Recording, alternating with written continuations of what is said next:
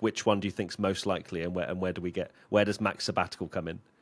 I think most. All right, great question. I think Max most likely to go to Mercedes, number one, most likely. Max to Mercedes. Number two, Max sabbatical. Number three, Max stays at Red Bull. That's my pecking order of likely things to happen with Max. Okay. I can just see it. Because then he goes, I'll see how this new season shapes out. I'll see how this new rule change sets out, and I'll go where the hell I like.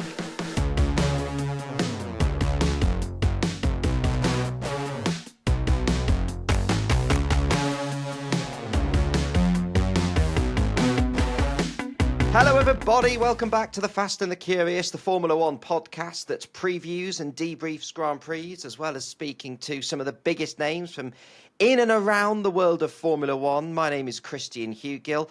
No Betty Glover today. She's in Saudi Arabia. Actual Saudi Arabia, off of the Saudi Arabian Grand Prix, covering the Esports World Cup, an event that I'm sure will be of interest to our guest, who we'll speak to in a minute. Greg James could be doing any one of the 700 projects he does. I think he's doing Radio 1 this week, but it's hard to keep track of. So it is just me with my guest this weekend. If anyone would like to turn off now in disappointment to that, you're very welcome to. I would understand. Leave that gap. Thank you. It's like when Crofty has to lose people on Sky Sports main event, isn't it? You leave that gap and you'll go. Thank you for sticking around. Welcome. I'm not on my own. I've said this before. That would be a dull podcast. Although one week I might just do it. I might just do a 30-minute monologue. Entertaining for myself if no one else. I do have a guest with me. A guest I'm slightly in awe of, if I'm honest with you. A Formula One podcasting and all-round content creation legend. A sim racing commentator, now we can say off of Betty Glover. She's a veteran of the esports world. And I wrote this before I saw what he was wearing for today's recording. Long-suffering Ferrari fan, off of P1 with Matt and Tommy. The Matt part, Matthew Gallagher, welcome to the Fast and the Curious. This is a joy to have you here. Welcome. Hello, mate. Great to be on. Thanks for the lovely intro. Yeah, just one half of P1 today. But thank you. I'm looking forward to a bit of hype before Spa and the chaos that is clearly going to unfold if I've looked at the weather forecast. I hope so, because we've got one half of P1 with Matt and Tommy, 1/3 of the Fast and the Curious. But Matt, I feel like if I need help getting through an episode when I'm on my own, this is like... I don't know, this was like when teams called in Nico Hülkenberg as a reserve driver. It was like, I know what I'm getting here. I am getting ultimate professionalism. I'm getting someone who really does know the job. I'm pleased with that booking. I mean, Matt, you were coming on anyway before it was just ended up as just me. But I feel like I'm in really safe hands here. So thank you for keeping me company. I'm grateful. Oh, you're more than welcome. You know, we were chatting, weren't we, before this on WhatsApp and being like, one third of this, one half of this. But we're firing on full cylinders, Christian. That it doesn't matter, right? Here we go. It doesn't matter. Later on, we will talk about you, Matt. We will talk about Matt and Tommy. We will talk about P1. We'll do all of that in a bit. I feel like we should talk about Formula One first, because I actually had to double check what the last Grand Prix was. I was at it. We were both at it. Silverstone feels like bloody ages ago. Since then, short run through of Formula One news. Christian Horner's been fired. Laurent Mekies has taken over at Red Bull. Alan Permain at Racing Bulls. Zach Brown said he's not surprised at Horner's sacking, and I'm not surprised that Zach Brown isn't surprised at Christian Horner's sacking. F1 says it's on target to meet its net zero targets by 2030. That came out today. And the Verstappen to Mercedes rumours rumble on. So we should start at the top. Matt, since we last did Formula One, the Christian Horner news. Firstly, were you surprised? I was surprised at the timing. I think it was very much out of the blue. Of course, the whole controversy from last season, that was kind of when I thought he would go. And I think a lot of people had bet that was going to be the case. But then we had this sort of period of sweeping under the rug kind of feeling. And, oh, no, we're moving on. Then, Horner was just basically in front of us at all times on the Sky broadcast, and it just felt like in a very weird and odd way F1 was moving on from something that perhaps shouldn't have been. But then you had like this whole performance thing, but it was more to do with maybe Max leaving, and then boom, Christian gone. The only team principal the team has had. He's won a huge amount and had a lot of success with them. And it just felt like it was more than just performance, because if it is just purely dialed into performance, surely he's done enough in the past to at least deserve an end of season goodbye. Yeah, I would agree with that. Although, two potential caveats to that. Until I did a bit of I suppose, a stock check on the season in this little break, I'd sort of forgotten how bad the second seat was. I'd sort of forgotten it had gone slightly under the radar to me because we all stopped talking about Yuki because we've become so used to the person in the second seat struggling. Look at Yuki's recent results: 15th at Silverstone, 16th, 12th, 13th, 17th, and then a couple of 10th. Like, that is awful. And I suppose the thing I kept saying on the podcast, Matt, was I'd sort of lost faith that he was going to... They didn't seem to know what to do about that or to just turn it around in general. They just appeared to me to be a team that didn't know how to get back to what they were a couple of years ago. So many good people have gone. Do you think that could have been a factor? That nobody seemed to know what to do anymore? Yeah, and I mean, the second driver seat has been a problem for a lot of seasons. It's just the fact that Max not winning has now put a bit more of a spotlight on that.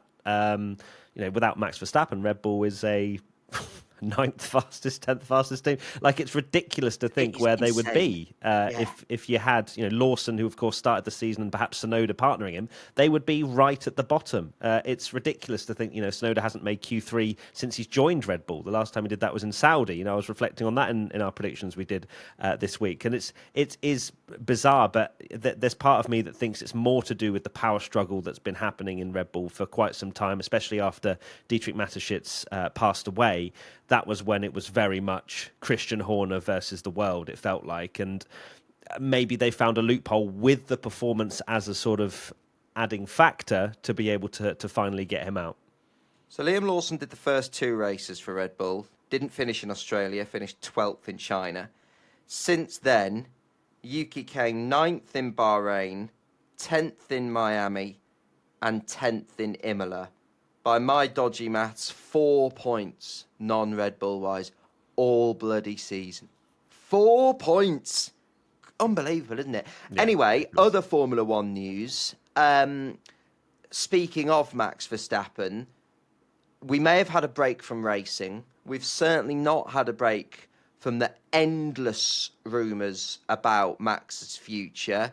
There's been talks of flights flying into the same airport. There's been super yachts docked in the same place. Of course, nothing shows you more what a sport Formula One is. Oh, yes, they're yachts, darling. We're parked in the same place, which shows you what a sport we are. Matt, I was about to ask you then, do you buy the rumours? I'm sure you do. There's obviously something to it. Otherwise, George would have signed a contract. I'm not even going to bother asking that question. Let me ask you a different one. If you're Toto Wolff, let's play Fantasy Formula One. Who are you signing for next year? Wow, I have to put myself into Toto Wolff's shoes, who is clearly a Kimi Antonelli stan. That is what Toto Wolff is. I don't know if everybody feels exactly the same way of just how far perhaps Antonelli will go, because, if I'm Toto Wolff and I have his brain, then he's going to put Antonelli and he's going to put Verstappen in that car if he can. But for me, as an outside perspective, and it was kind of like a left field opinion, and it's not something that myself and Tommy, we don't tend to disagree all that often, but when we do, people say mum and dad are fighting. And this one was that I was not too opposed about the fact of securing Antonelli in a little, I don't know, contract somewhere else, put Russell and Verstappen in the car for 2026 when you've got the new regulations coming. That, if you want to secure your strongest team, then that is it. Like, as much as Antonelli, he is a young potential, we don't know where his ceiling is, whereas Russell has done a phenomenal job. I feel like people have underplayed the fact that he's beaten Hamilton a couple of seasons when they were together. And even this season as well, I think he's doing a brilliant job. And it does feel unfair, but then people, of course, liken it to Sainz and Ferrari and how he didn't deserve to go either, and you just have to move if Verstappen comes knocking. So if I'm Toto Wolff, then it's Antonelli and it's Verstappen. But if I'm a fan that wants to watch absolute carnage and maybe the biggest aura championship since 2021, Russell versus Verstappen would be quite something to sign up to. I think I probably trust them to get on well. I think I do. I think. I've not... Russell and Verstappen. I think I trust them enough to behave. I think, and Put say yourself round one, turn one, Verstappen and Russell on the front row.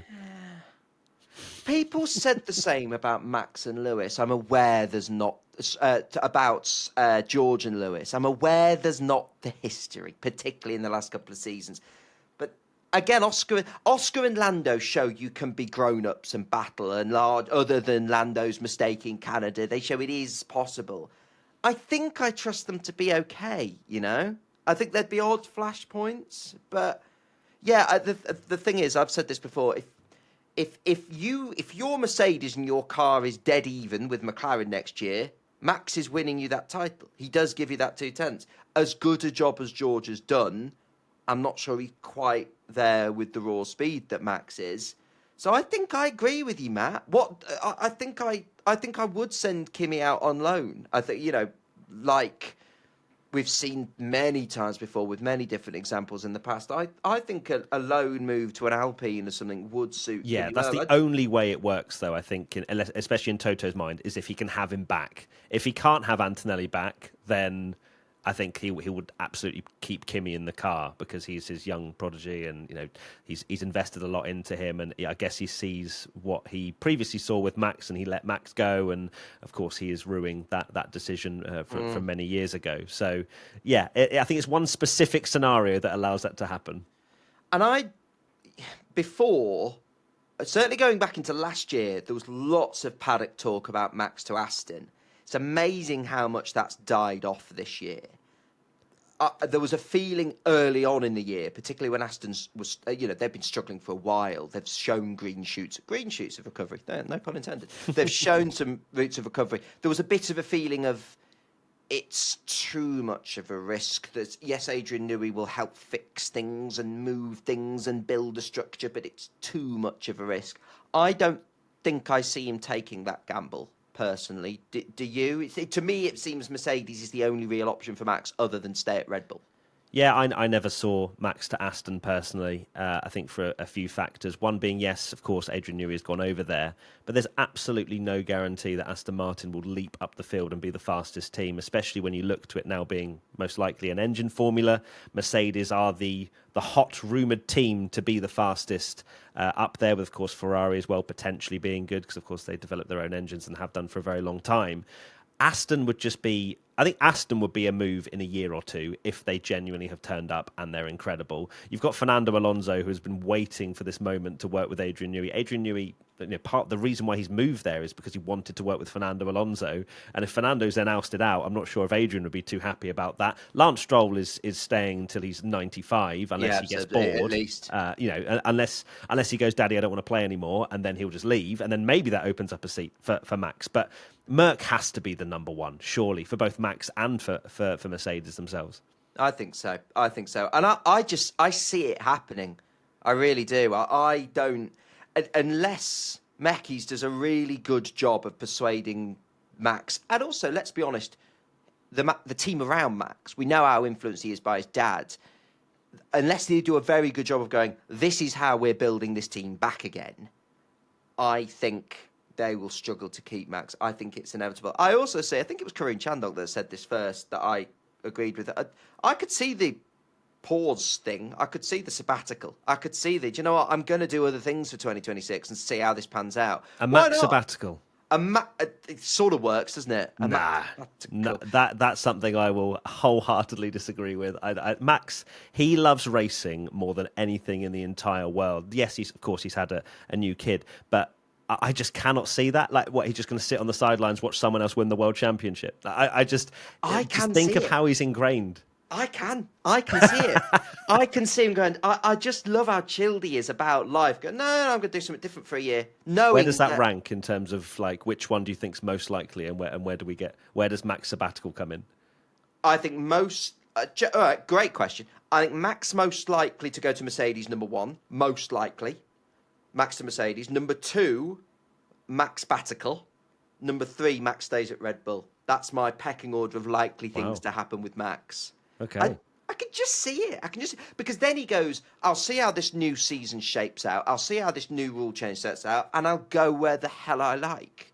Really. Well, he could do that anyway, though, couldn't he? Like, he loves Formula One so much. That's kind of my argument. Is like, the reason he does it is because he loves racing. And I think it's Mercedes probably most likely, then Red Bull staying, I even Aston Martin, and then I think him driving for Alpine is more likely than him having a year off. Max Alpine alongside Kimi Antonelli, who's been loaned out. We don't know why he's been loaned out at this point. No, because Max is there. But fine. And then at Mercedes, it's George Russell and Franco Colapinto. Why not? Yeah. Anyway, good. And just before we move on from the sort of a bit of a half-year look back, I grew up watching F1 in the late 90s, early 2000s. The sport was being dominated by Michael Schumacher and Ferrari. I'm not like you would say, Matt, I'm not like a Ferrari fan, but I think, a bit like I think with Manchester United in the Premier League, I actually, lots of people love seeing Manchester United struggle. I think a good Manchester United is good for the Premier League. I think a Ferrari battling for the World Championship is good for Formula One. And for that reason, I'm urging Ferrari to do better. I want to see them do better. I also love Lewis Hamilton because, I mean, how can you not? Like, the guy's just a legend on and off track. So I am begging this partnership to do well. As a passionate Ferrari fan, how have you found it? How do you see it? Were you encouraged by Silverstone? Because even though he didn't get that podium, to me it was actually quite a strong Lewis weekend. Where are you with the Lewis-Ferrari relationship? Yeah, it's an interesting one because Lewis has had moments this season where he's been brilliant. Of course, the China Sprint in particular was something we all kind of just had to sit back and go, oh, is this the Hamilton at Ferrari that we can expect? But then it has just been moments, really. Charles Leclerc has had the upper hand, and I think that with Hamilton, I think he needs the new car to jump into Ferrari. Literally in the last year of the regulations, where Charles Leclerc is very aware of how that car works in and out. And I think Hamilton said a very strange quote about having his DNA in the next car. So that 2026 is where I think he's setting his sights on. It's almost like a level playing field, right? He can learn the car the same as Charles can because it's such an overhaul.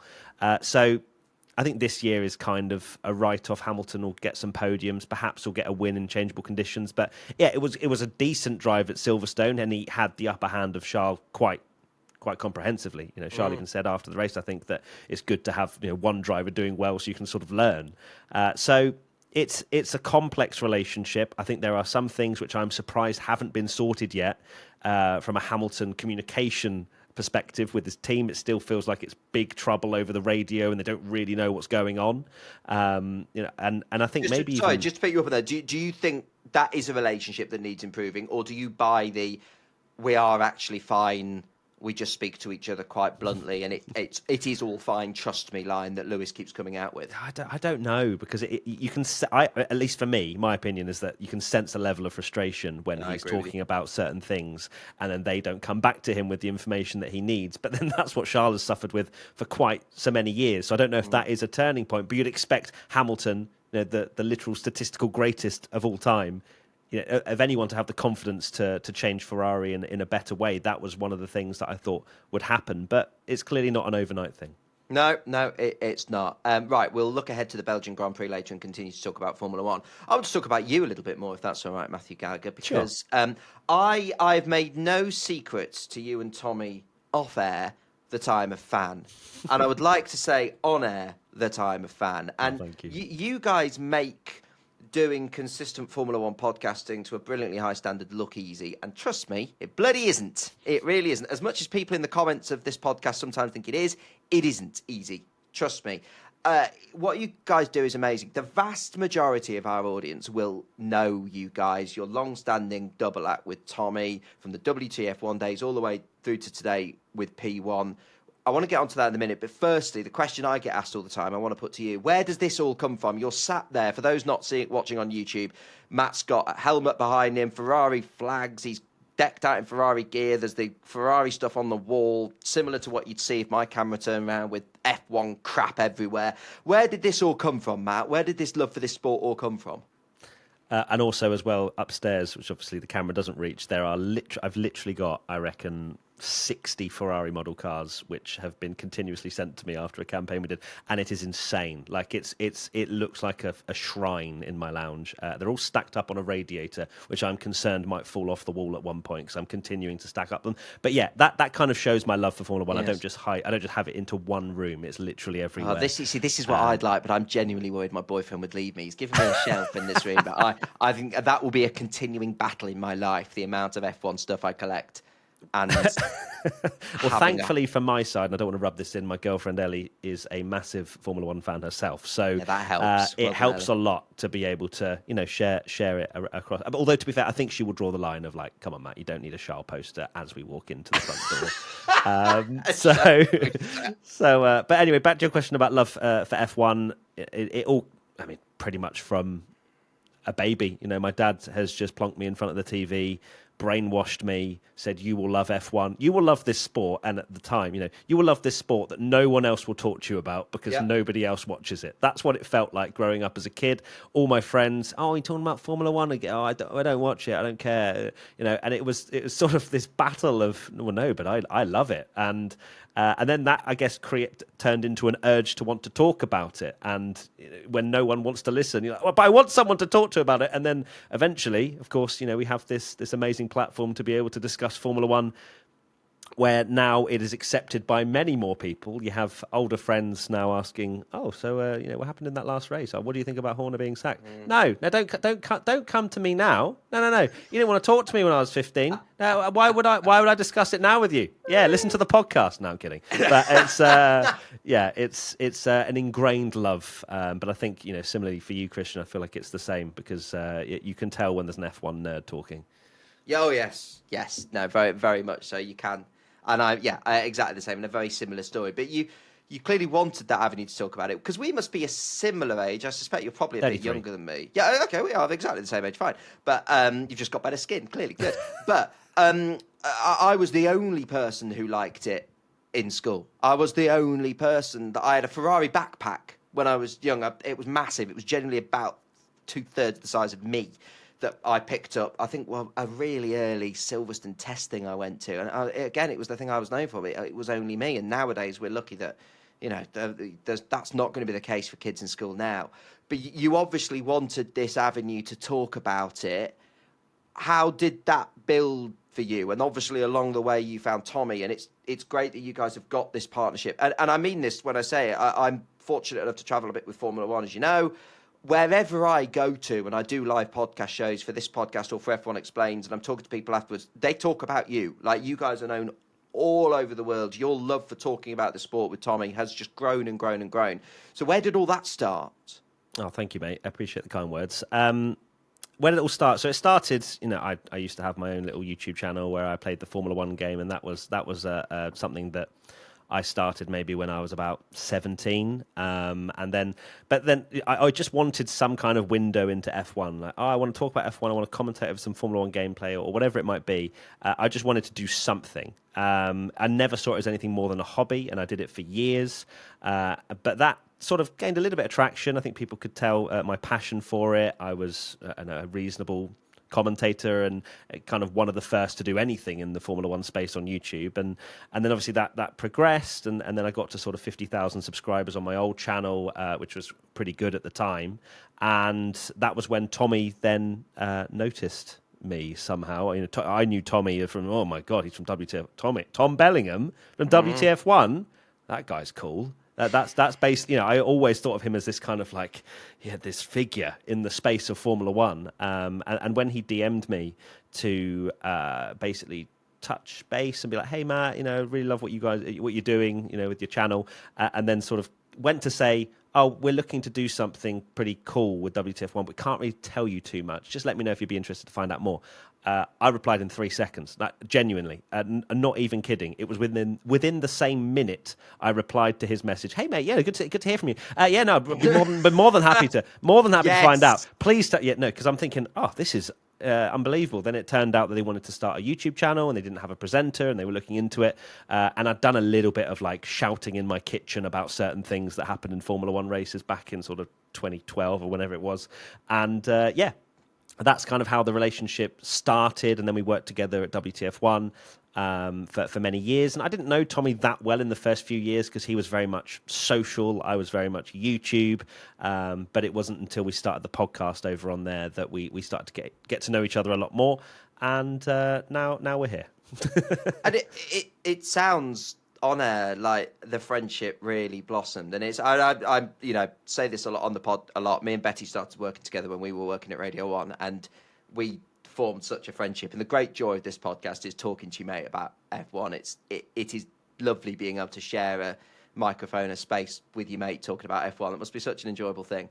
It's awesome. I love it. It's mad to think that it's my job. Like it's coming on your guys' podcast and things like that, and be like, yes, this is my work day. Yes, I've popped half an hour in to come on the whatever. It's ridiculous. Like I can't believe it, and I think that's something that perhaps people sort of appreciate as well, is that we don't take it for granted. We don't take days off. We don't miss a Friday practice podcast because, nothing really happened. We're always like, right, Tommy, log in. We're going to do it. Or, a bit of news drops and we're like, where are you? Well, I'm at the gym. Okay, I'm at a farm with Grace, Tommy might say. And then we're like, right, okay, get home, 15 minutes. We need Grace to is talk Tommy's about daughter. this. It's not just a farm with a random Yeah, person called yeah, Grace. yeah. Sure. That's good context. Thank you.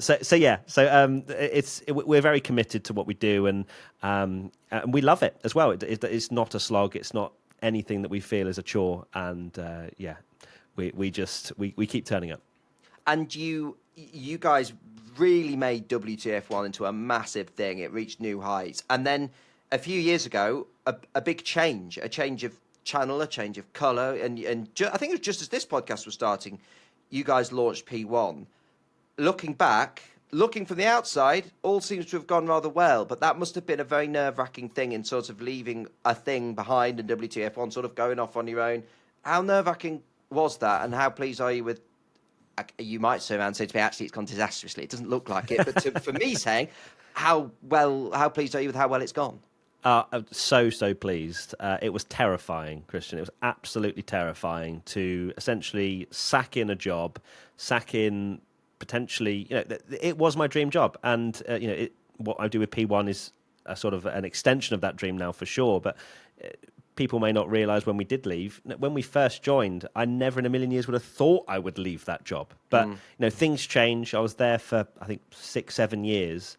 And you kind of realise what's better for you. You kind of realise what you could do better if you were in charge and you had your own thing. And to own something as well is a lot more safety in the long run. We are able to steer P1 whichever way we want to go.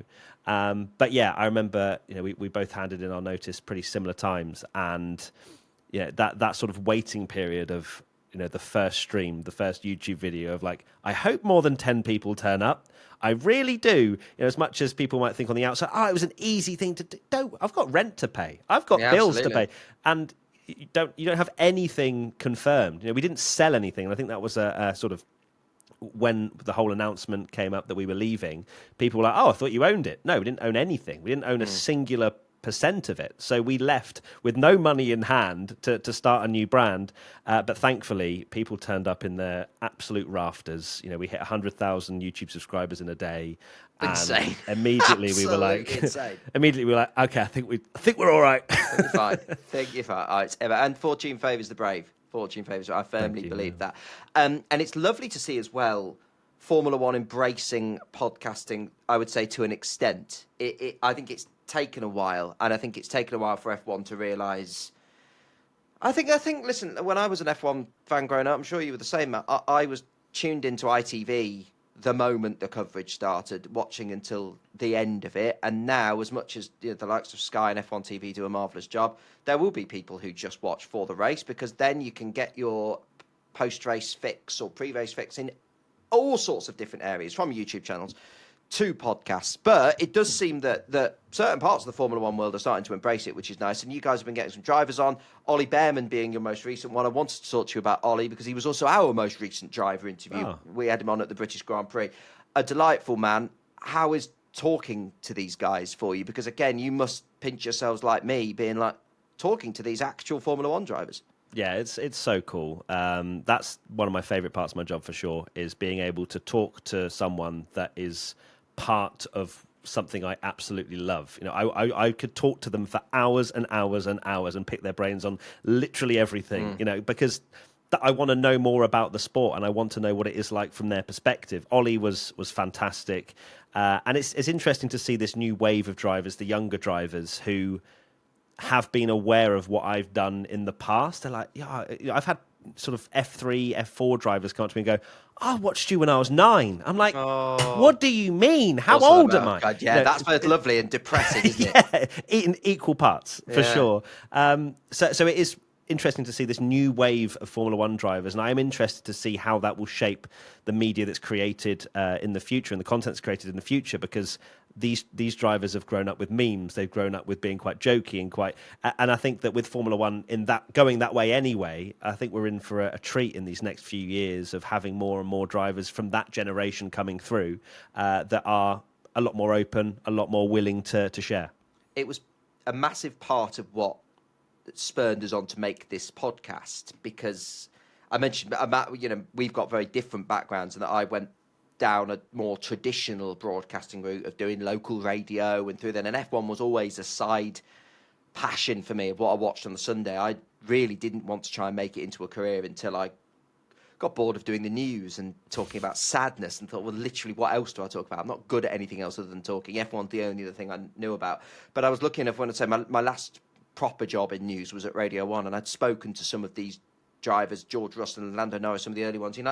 I know they're a lot of fun. They are just young people doing interesting things. They're fascinating. I wonder if we can create a thing that gives them a bit of an opportunity to be themselves a bit more. And it is nice, because the likes of Ollie, you're right, they sum that up. That I remember David Coulthard saying a quote once, and I don't like to disagree with David Coulthard. He's a very nice man. But I remember him saying that most F1 drivers are really boring people. I'm like, in my experience, they're just not. They're fascinating and they're funny and they're young people doing cool stuff. And it's nice to bring that side out of them, isn't it? It is, yeah. I think from the Coulthard generation, they were sort of made to be boring, right? Yes. They were. There was always the same boring questions in press conferences, and no wonder that people are not going to give their personality, because there's no platform to do that. Yeah. But yeah, it's a whole new thing now, and I love it. Did Ollie confess any crimes to you when you were talking No, to him? no. You guys nailed that with the crimes. We didn't go down that route. Well, completely. We say we nailed it. Yeah. Completely accidentally. That's genuinely zero. And this is what we mean. They overshare these days. Oh, like you didn't go, please list to me all of the things that could throw you in prison, did you? Like, he was just like, I'll tell you guys, no worries, don't worry about it. But what was great as well, I'll say this between you and I, and I hope that none of the teams are listening, is that with both when Kimi did that and when Ollie did that, you expect the dreaded text message from the press people going, please don't put that in.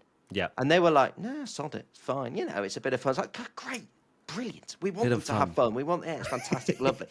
Right, we will talk more about Formula One with Matt Gallagher in just a minute.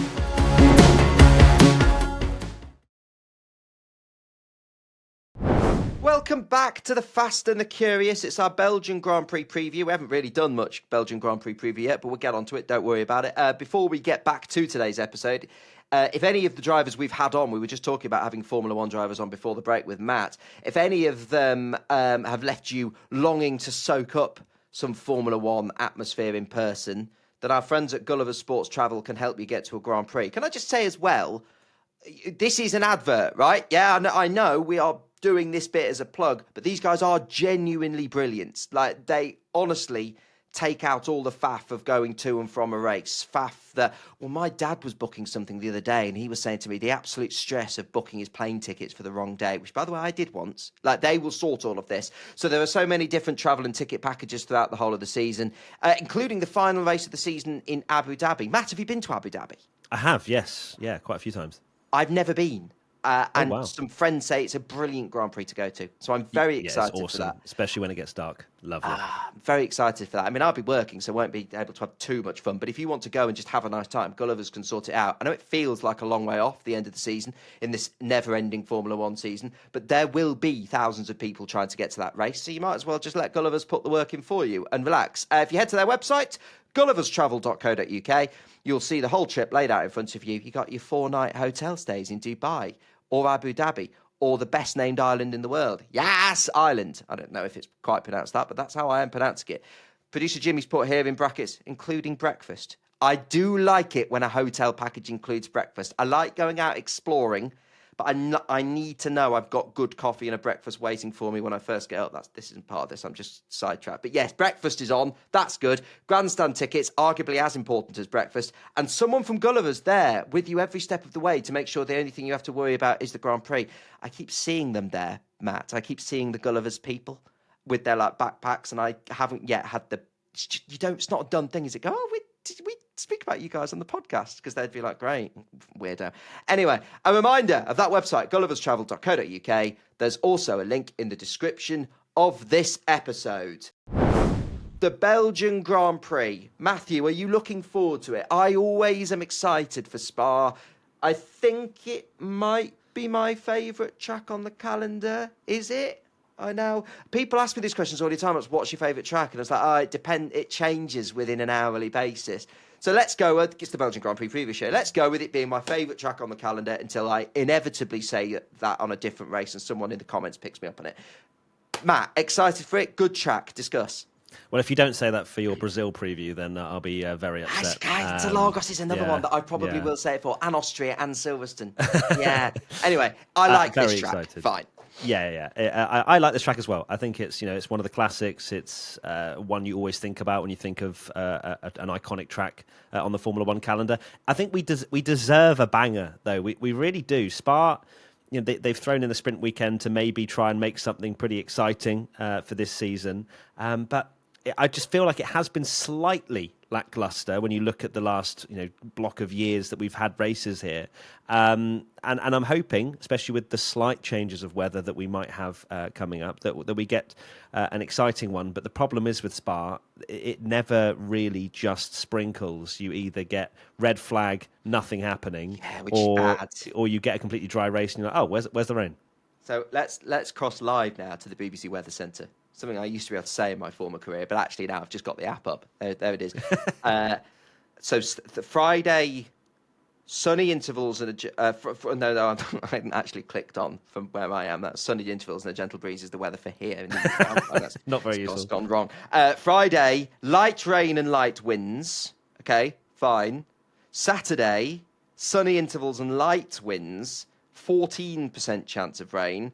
Sunday, 70% chance of rain. Thundery showers and light winds. Get ready for a 6-hour Grand Prix show when we're waiting to get started. Now, I don't want that, and I should tell you for why. I've got quite into the Euros with England making the final. Now I've got a Formula E watch along an hour after the race starts, so I don't know how we're going to do that. Right, so this is it. We actually, admin-wise, weather gods not good. Got quite a lot on. So if we could just keep to a bit on. Matt's got to go and do the Formula E. I've got to go and watch the football, and then joining me to debrief the episode. The episode. Well, imagine if we did that. Debrief the episode. This. Yeah, we'll actually do a race debrief episode, then get someone on after to debrief the episode. That's getting meta, isn't it? Debriefing the race with us is Molly Hudson, the Times Formula One correspondent, also in a former life, the Times women's football writer. So if the race is dull, me and Molly could just talk about football for the podcast.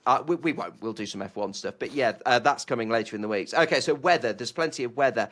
And it's a sprint race, which you said, which I had genuinely completely forgotten about until this morning. First, you guys said this on your podcast. Feels like about 3 years since we've had a sprint race. Do you think F1 forgot? And it's like, oh yeah, we should do a sprint, shouldn't we? We've not really done. When was the last one? Miami? Miami, yeah, it would have been Miami. Ages ago. Yeah, it's a long time ago. I guess when there's 6 and you have 24 races, maybe they find it hard to spread out. I'd love to know how they actually sort out which gets a sprint. Is it right? Or how much cash have you got? Would you like an extra race? I doubt any of it's financially motivated. No, of course not. It's all about the action, and that's it. That's why we had a sprint at Miami. But yeah, I think take the opportunities. Actually, it's thrown up some good racing last couple of years. To be fair. But no, I'm obviously excited to have more competitive sessions. I do like the fact I don't have to watch 3 practice sessions. I'm similar to Tommy, absolutely despises practice sessions. But of course, teams have to hone in their car somewhat. But only having one practice session with inclement weather, how can that not be a fantastic weekend? No, it should be good. Again, you made this point on your podcast that I think you also said at the start of the episode that surely a sprint race around Spa is about 2.5 laps. It's a long lap, isn't it? It's like doing a sprint race around the old Nürburgring. It is, yeah. It's 7 kilometers and like a minute. Well, it depends if it's raining. We might get a slightly longer sprint race, so that would be good. Yeah, that would be good. But the thing is, I think it's supposed to be drier on the Saturday. So yeah, Saturday looks drier of the lot. Who are you expecting to be good? Max has been historically quite good here. Previous years, Red Bull have sort of said we're expecting to have an engine penalty, so we might as well do it in Spa where you can overtake because you've obviously got the big long hill into the complex at the top. That's good for overtaking various other points around the track. I don't think anyone's necessarily expecting Max to take an engine penalty this weekend, so that's we don't have the Max going through the field, but it feels to me like it's going to be a McLaren track unless it's wet, in which case I think it's pretty open. Matt, what do you think? Who are you expecting to be good? Yeah, it's it's a beautiful season, isn't it? When we don't really know, you have 4 teams that could easily all come to the front of the field. Of course, McLaren have to be the favourites. I look back to when Lando, in particular, even when he wasn't in a car that was the fastest a few years ago, and obviously had that massive crash in qualifying, he was still really quick in those changeable conditions around Spa. So for me, Lando is certainly a favourite, even with these changeable conditions. Max, you just don't know what Red Bull are going to produce for him when you go from track to track. Of course, Silverstone was a disaster because of the setup choice, but in the dry, he got pole position, and he has equal most pole positions this year. When you consider the points gap, it's ridiculous. So Max, you can't discount him. But then you've got Ferrari and the murmurs of these big upgrades coming for the next couple of races. And of course, I'm wearing a Ferrari shirt. I'm a Charles Leclerc fan. You start to believe and hope for the 50,000th time of my Ferrari fandom sort of era. So it's hard, but I think McLaren and Verstappen have to be the favourites. George Russell, he loves to just spawn in a P3 when it's not 30 degrees. So that's another one to throw in. So essentially, just anyone in the top seven. I reiterate. Yeah, Yuki's not winning, is he? No, sadly not. But yeah, it's up in the air, and that's what I love about it. If you look at Max's wins in Japan and in Imola, I don't fancy a Max win because I don't, even in Max's hands, think the car will be quick enough around here to win on a track where you can overtake as freely as you can at Spa. So I don't fancy Max unless it's damp. We say that though, don't we? In Spa, I just feel like Spa in recent times, as much as like on paper you go, oh, it's long straights. Everyone just runs such skinny wings that it's so difficult to actually overtake. So I guess with Max, if he gets a similar setup to Silverstone and actually gets a dry Sunday, which looks unlikely, then he maybe could. It's possible. The Red Bull looked good in low downforce trim. As you say, that's the beauty of this season, that we genuinely don't know. And I also think that's the nice thing with the title fight as well, because there was a point, wasn't there, where we maybe thought Oscar could run away with this. And I've just been really impressed with the way Lando's come back post that Canada mistake, that he's really dialed himself in. We've not seen the sort of self-destruction where he's doing himself down all the time. He really sort of positively moved on from that. And of course, he had the slice of luck with the penalty in Silverstone. But I've done this quite a bit recently of watching his lap times in the race. We know he's had previously qualifying struggles, but his race pace is so damn similar to Oscar. I can see this one going to the end. Yeah, so can I. I think we're seeing very much a Oscar Piastri firing at what probably can be considered, considering it's literally his 3rd season on full cylinders. I think that Oscar is, he's still learning, and I don't think he's hit the ceiling, but for where he is and how much experience he has in Formula One, I think he's executing amazingly well, and he's ice cold in the veins, and he doesn't run with emotion. Lando, I think, has a higher ceiling in this season, and I think we can see that. The problem is he has been mistake prone, and he has caused errors which have cost him a lot of points. The Canada thing, thank God for him, that wasn't a fight for 1st and 2nd, and that was a 25-point swing. In fact, they were fighting for off the podium. So if Lando can continue this momentum, I do think that Lando is a bit of a momentum driver. When he feels good, when he's got a few results in the bag, he can go on a streak. So I still side very slightly with Lando to win the championship this year, but it very much depends on big moments. I remember like, only 3-4 races ago, people writing Lando off after Canada. Absolutely. No, he's not championship material. He's not this, he's not that. But now look at him. He's 8 points behind Piastri. A massive swing can happen at any point. And when you've watched Formula One for as long as we have, Christian, you know that it can change, even with a 50-point swing. It can change so quickly with one DNF, one bad move. It can be turned on its head. So, it's also such a long season, and the chance to, as you say, rebuild momentum. I said after Canada, I didn't go as far as to what you said, but just then, Matt, with the way you were right, some people were writing him off. But I did say in our debrief that this is going to be hard for him to come back from.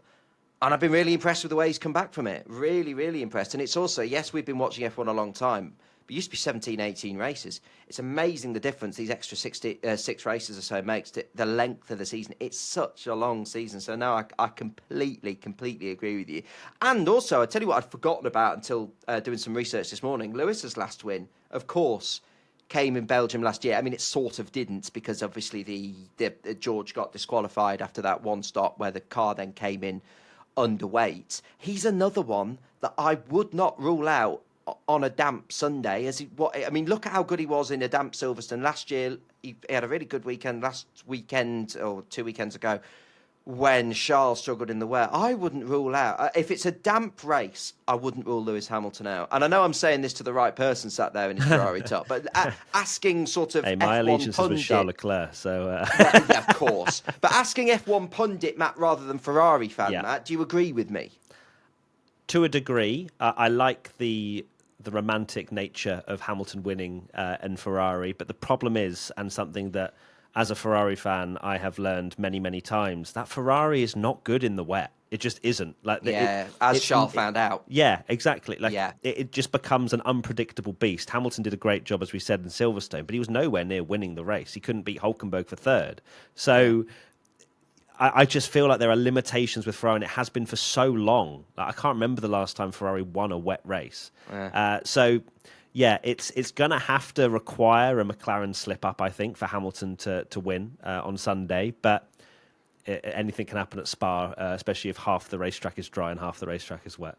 Yeah, it'd be fascinating. And you mentioned Ferrari upgrades. I, again, probably don't want to hear. Somebody said to me in the paddock from another team in Silverstone, there will be upgrades between now and the end of the season from teams, but none of them are going to be very major at this point. So whether you're getting Ferrari upgrades that truly make a difference in terms of lifting them into a car that's going to be fighting for wins week in, week out, I'd be massively surprised. I think what you said earlier, Matt, of them looking to next season, there will be upgrades, but don't expect game-changing upgrades this season, was what I was told.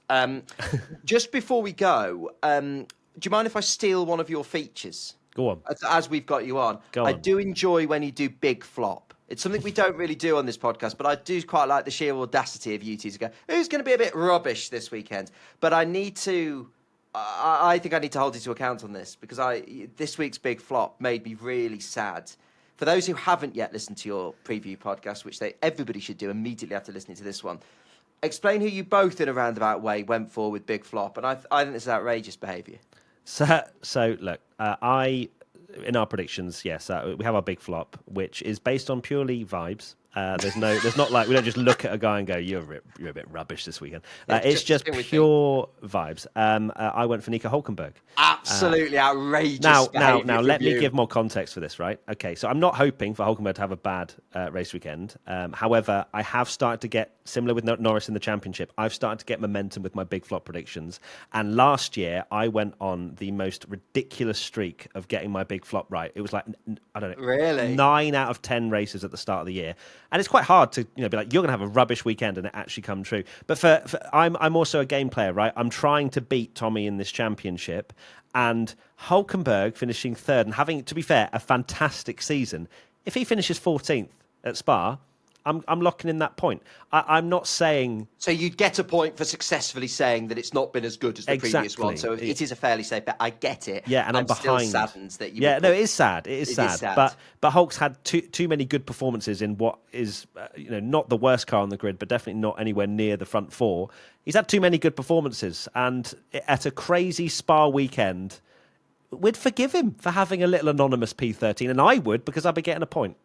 Yeah, we would. We don't wish it though. I'll have another podium for sure. I will sacrifice the point to have another It was podium. arguably my favourite thing to happen in F1 since Jenson Button winning the title in 2009. That whole podium, that was just spectacular. Every single lap at Silverstone when we were sat there, he just went past and went, he's in third. Just every time I had to remind myself that he was in third. I thought it was ruined as well when Hamilton got into fourth. I was like, there's no way. Me too. But it was only a matter of time, and he did. What a man! I love Nico Hulkenberg. But side note, put him in the Red Bull. Put him in the Red Bull. Why not? Let's do it. Genuinely, if I'm the new Red Bull team principal, I think I'm sorry if anyone's going to get it. If anyone's going to be able to do a job, who's got genuine speed, all the experience that you need. I mean, actually, prizing him away from Audi would be bloody tricky, I think. I suspect they've well and truly locked him in as their sort of man that they're taking to the new era. But in a purely hypothetical world, I'd have him in Red Bull. But would we though? Would we want Nico? Because Perez was exactly that same person on paper as well, like experience. They eventually he can do a broke great Perez. job. Yeah, we don't want to break Nico. He's too precious. I did again. Sorry, again looking back to last year's race earlier, I can't remember exactly where he qualified, but Checo was up there and was battling near the lead in turn one, and I was like, my God, it's a Red Bull that isn't Max in the top four on lap one. Then that seemed like a long time ago. Now, you don't have a Red Bull in the top 15 if it's not Max. It's I love that as well, though, because from that qualifying session, Max was on pole by 0.7 of a second and Charles inherited pole. I think everybody else was over a second behind. Yeah. So it looked better for the grid than maybe the actual quality results. Yeah, considering Max did it by a country mile. Right, I'm terrible at predictions, by the way. Absolutely terrible at predictions, but let's do some. Wow. We tend to do a top three. Oh, no, just generally, I'm rubbish at them, Matt. Oh. We tend to do a top three. Go on, Matt, top three for the Belgian Grand Prix race. What did I do? Okay, I need to remember what I said now. So in third place, I went for Charles Leclerc after predicting him getting pole on a dry Saturday. Yeah. Oh, yeah. Feel that one. Good. Yeah. Delirium got the better of me when I recorded that. Second, I went for Max Verstappen because I was actually covering off Tommy. So one of our regulations in our predictions is that we can't go for the same thing. So I knew that Tommy had gone for Lando second and therefore was going to go for Oscar first. So I went for Max second. There's a lot of gamesmanship in this trust podcast, me. Isn't it? Yeah. It's quite fun, actually. I'm really glad we've introduced it because before sometimes we go, Lando first, Oscar second, or Oscar first. And it's just a bit boring. Whereas that's all we bother with. Yeah. No, genuinely, so we added an element. So I went for Oscar first, Max second, and Charles Leclerc third. Which means I am going to go for... Again, I'm basing this largely off vibes. I've just got a Hamilton feeling, even though, as you say, Ferrari is crap in the wet. I'm still going to go Hamilton third. Then That's possible. Yeah, it is, isn't it? And then I'm going to go. I've also got a Russell feeling, and then I'm going to go Russell second, and I'm going to go a Lando win. That must be spectacular. Could you imagine? I keep saying this. And this weekend's possible.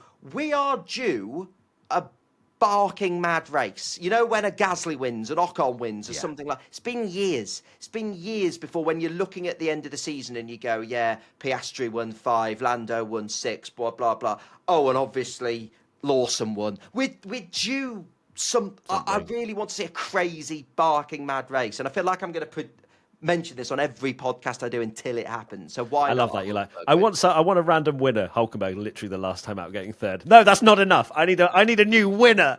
I want fully Ocon or Gasly territory of wins. Who's another one who's recently? That's where the Perez in the Racing Point, not too long ago. Yeah. That was it. Racing Point then, it was. Yeah, it was. That's what I want. That's what I'm looking for. But no, on the basis, I'm going to go. So I've also given you a top 4. Why not? I'm the only presenter here from this podcast. I'll do what I like. Oscar fourth. I don't know what will happen, but something will. And then Hamilton, Russell, not Lawson, Lando, not Lawson. I mean, I would love it. I'd absolutely love it. Matt, this has been a joy. Thank you. You're going on tour. Let's mention that. Where can people go and see you do the podcast live in a stage environment? Yes, we're doing the P1 Live tour. We're going to Amsterdam at the end of August, but that is sold out, so I don't know why I've even mentioned that. November, we are going to America. Lots of different venues and dates, so just check out our social media if you want to, if you're based in America. And then the UK tour, I think the only one left is Ireland, but I'd have to check. But yeah, we're going to loads of different places. We love having a bit of fun with everyone. There's a lot of audience interaction, and it's not just a podcast. We don't just sit there with a table and 2 microphones and go blah, blah, blah for an hour and then say, thanks, guys. guys, cheers.